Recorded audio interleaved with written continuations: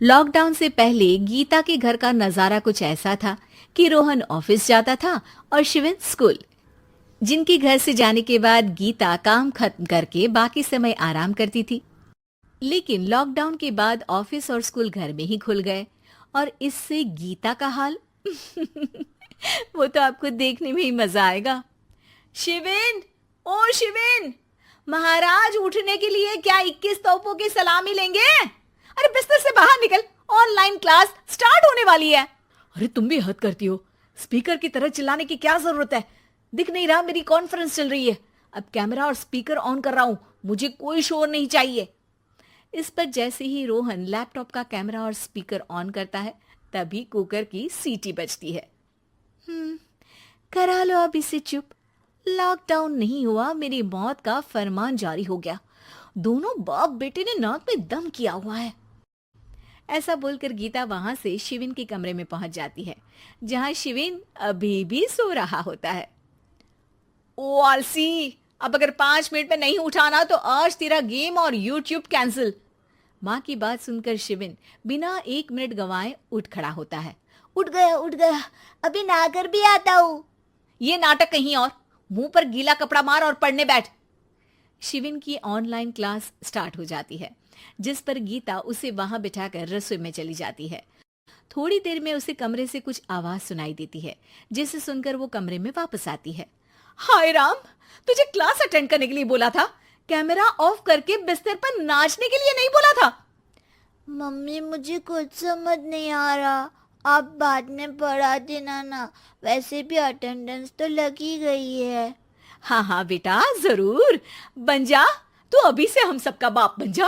अरे नहीं मतलब कहाँ से लाते हो इतना दिमाग, और पढ़ाई करते हुए ये चला कहाँ जाता है?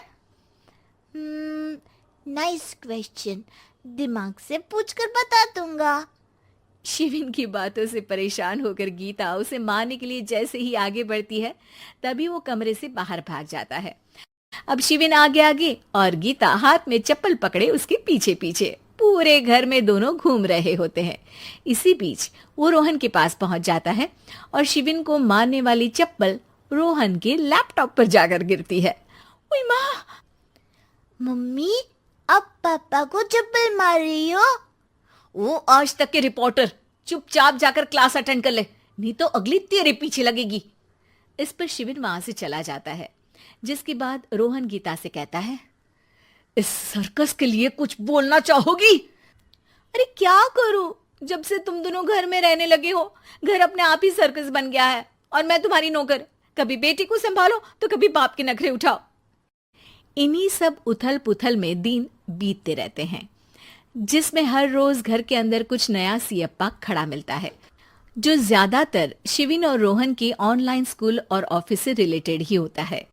एक सुबह, शिविन चलो उठ, आज की क्लास जल्दी है।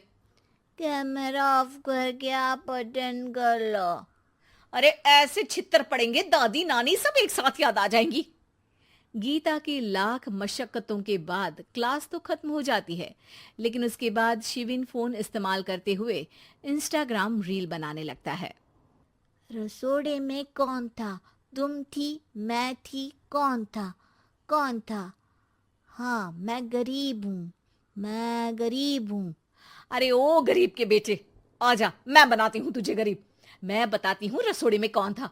पढ़ाई करने बोलो तो इनकी माँ मर जाती है और ये पागलपंतियां जितनी मर्जी करा लो। गीता शिविन को डांट रही होती है, तभी रोहन बीच में बोल पड़ता है। अरे बच्चा ही तो है, इतना गुस्सा क्यों कर रही हो? बेटे का साथ देने की इसी एक कोशिश में अब शिविन के साथ साथ रोहन भी गीता के गुस्से की सूली पर चढ़ जाता है। अगर बेटे पर इतना ही प्यार आ रहा है तो इसे क्लास अटेंड क्यों नहीं कराते, इसका होमवर्क क्यों नहीं कराते? उस समय तो बहुत जल्दी मीटिंग आ जाती है, वो काम मैं करूं और यहाँ इस बेफिजुली की चीज में तरफदारी करके बन जाओ महान। हे भगवान, कोई तो इनके ऑफिस और स्कूल खुलवाओ, मैं इन्हें और घर में नहीं सह सकती। अरे कुछ और मांग लेती, क्योंकि तुम्हारी ये विश इस साल तो पूरी होने से रही, कोरोना। हाय नास पिटे ने जिंदगी ही बर्बाद कर दी। खाए कोई पचाए कोई, कल मुझे चुन चुन कर सबको मेरी बद्दुआ लगेगी। उन्होंने दुनिया का और इन बाप बेटे दोनों ने मेरा जीना मुश्किल कर दिया। गीता वहां से चली जाती है, जिसके बाद रोहन शिविन से कहता है, अरे तुम्हारी मम्मी इतनी भड़की हुई क्यों है? आपकी वजह से पूरा समय घर में रहते हो और उस पर कोई काम कराने की जगह बस ऑर्डर देते रहते हो। अच्छा बेटे, सारा इल्जाम मुझ पर? पूरा दिन तो वो तुम पर ही चिल्लाती है। हाँ, मतलब दोनों का 50-50 है, कुछ करना पड़ेगा। वो कहते ना, make the best out of worst. I have an idea. वैसे तुम्हारी माँ सही कहती है, बहुत जुबान चलाने लगे हो, कम बोला करो। अगली सुबह रोहन और शिविन अपनी गलती को सुधारने के लिए गीता के उठने से पहले घर का आधा काम खत्म कर देते हैं, जिसे देखकर गीता खुश हो जाती है और फिर बाकी बचा काम वो तीनों मिलकर पूरा कर लेते हैं। जिसके बाद अब वो सब मिल बांट कर हर काम में एक दूसरे की मदद करते हुए